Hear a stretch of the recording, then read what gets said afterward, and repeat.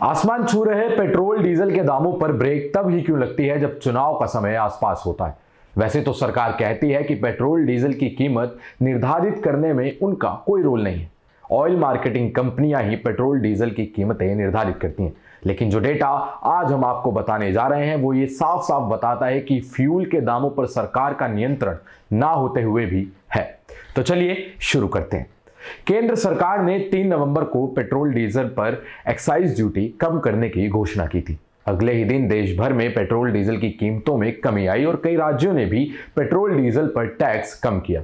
केंद्र सरकार के इस फैसले के एक दिन पहले ही 14 राज्यों में हुए उपचुनाव के नतीजे आए थे। वैट और टैक्स में कटौती के बाद से ही इस पर राजनीति शुरू हो गई।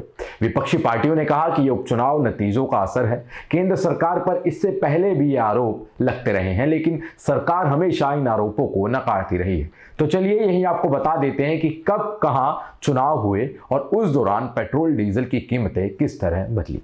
नवंबर 2021 हाल ही में 14 राज्यों की 3 लोकसभा और 29 विधानसभा सीटों पर उपचुनाव हुए। 2 नवंबर को नतीजे आए जिसमें हिमाचल प्रदेश और राजस्थान में कांग्रेस की जीत हुई। बंगाल में टीएमसी की जीत हुई। 3 नवंबर की शाम ही केंद्र सरकार ने पेट्रोल पर 5 रुपए और डीजल पर 10 रुपए प्रति लीटर एक्साइज ड्यूटी कटौती की। पिछले 3 साल में यह पहली बार हुआ है जब केंद्र सरकार ने फ्यूल पर एक्साइज ड्यूटी कम की है। मई 2021 इस साल मार्च से अप्रैल तक असम, तमिलनाडु, पश्चिम बंगाल, पुडुचेरी और केरल में विधानसभा चुनाव हुए। इससे पहले 27 फरवरी से ही पेट्रोल डीजल की कीमतों में बढ़ोतरी पर ब्रेक लग गई। 27 फरवरी को पेट्रोल की कीमत 91.17 रुपए प्रति लीटर थी, जो 23 मार्च तक इतनी ही बनी रही। 23 मार्च के बाद पेट्रोल की कीमत कम हुई और रिजल्ट वाले दिन यानी कि 2 मई को 90.40 रुपए पर आ गई। रिजल्ट के ठीक 2 दिन बाद ही पेट्रोल की कीमत दोबारा बढ़ने लगी और 4 जून तक बढ़कर 94.76 रुपए हो गई।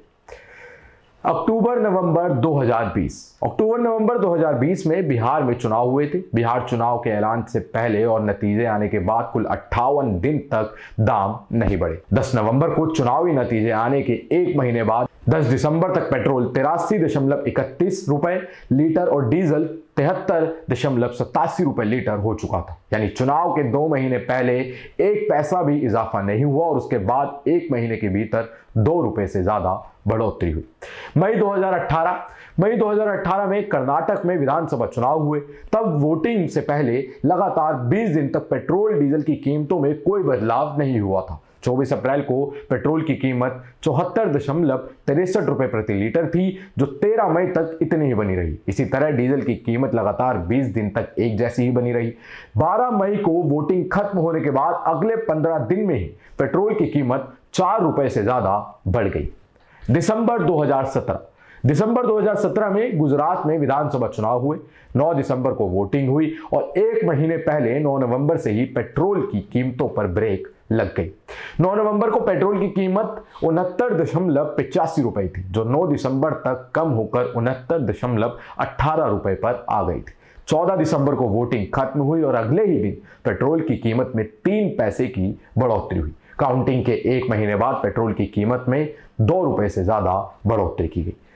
जून 2010 तक सरकार पेट्रोल की कीमत निर्धारित करती थी और हर 15 दिन में इसे बदला जाता था। 26 जून 2010 के बाद सरकार ने पेट्रोल की कीमतों का निर्धारण ऑयल कंपनियों के ऊपर छोड़ दिया। इसी तरह अक्टूबर 2014 तक डीजल की कीमत भी सरकार निर्धारित करती थी, लेकिन 19 अक्टूबर 2014 से सरकार ने यह काम भी ऑयल कंपनियों को सौंप दिया।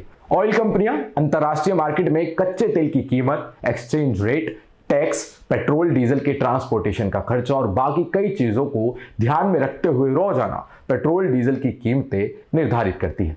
हालांकि सरकार भले ही पेट्रोल डीजल की कीमत निर्धारित करने में अपनी भूमिका से इनकार करती हो, लेकिन डेटा यही बता रहा है कि चुनावी मौसम में जनता को पेट्रोल डीजल की बड़ी कीमतों से राहत मिलती है।